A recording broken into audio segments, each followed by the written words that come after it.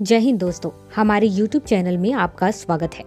ऐसे स्टूडेंट जो अभी यूपीएससी सिविल सर्विस एग्जाम की तैयारी कर रहे हैं, यह वीडियो उनके लिए नहीं है, क्योंकि आज के इस वीडियो में जो भी जानकारी दी जाने वाली है, मुझे लगता है कि उनको इस बात की जानकारी पहले से ही होगी।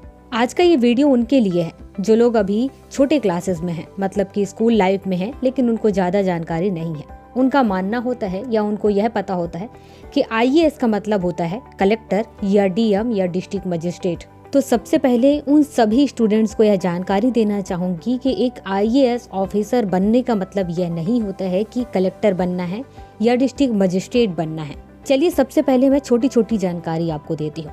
आईएएस का फुल फॉर्म क्या होता है, सबसे पहले आप यह जानें।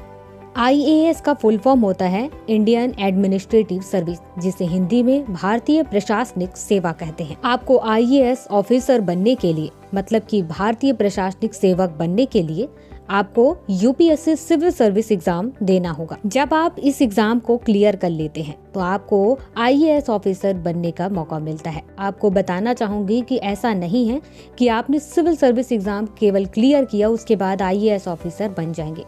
इसके साथ ही आपकी रैंक बहुत अच्छी होनी चाहिए। टॉप 100 में हो तो आपके ज्यादा चांसेस होते हैं आईएएस ऑफिसर बनने की। अब इसके बाद बात करते हैं कलेक्टर या डीएम कि आईएएस ऑफिसर का मतलब कलेक्टर या डीएम होता है या नहीं। तो दोस्तों आपको बताना चाहूंगी कि आईएएस ऑफिसर का मतलब कलेक्टर या डीएम नहीं होता है। इसका मतलब ये है कि एक आईएएस ऑफिसर बनने के बाद आपको अलग अलग पोस्ट दी जाती है।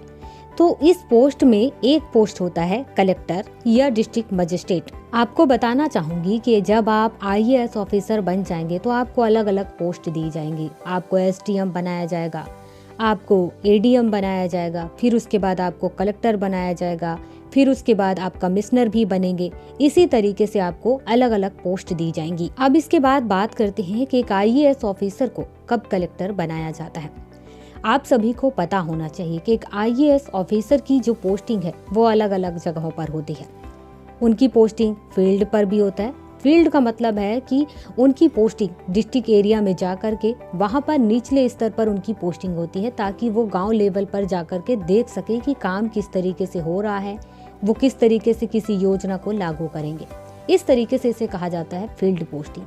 अब इसके बाद एक पोस्टिंग होती है डिपार्टमेंट लेवल पे, एक पोस्टिंग होती है मिनिस्ट्री लेवल पे। जब किसी आईएएस ऑफिसर की पोस्टिंग डिपार्टमेंट में या मिनिस्ट्री में होती है तो वहाँ पर फील्ड वर्क टाइप का कुछ भी काम नहीं होता है। वहाँ पर ज़्यादातर से काम क्या होता है कि डॉक्यूमेंट लेवल का काम होता है। वहाँ पर नियम कानून बनाना होता है, लागू करवाने के लिए किस तरीके से सारी चीज़ें प्रोसेस होंगी, वो सभी चीज़ें देखी जाती हैं। तो दोस्तों आज के इस वीडियो से आप समझ पाए होंगे कि हर आईएएस ऑफिसर कलेक्टर या डीएम नहीं बनते हैं, लेकिन हर डीएम या कलेक्टर एक आईएएस ऑफिसर होता है।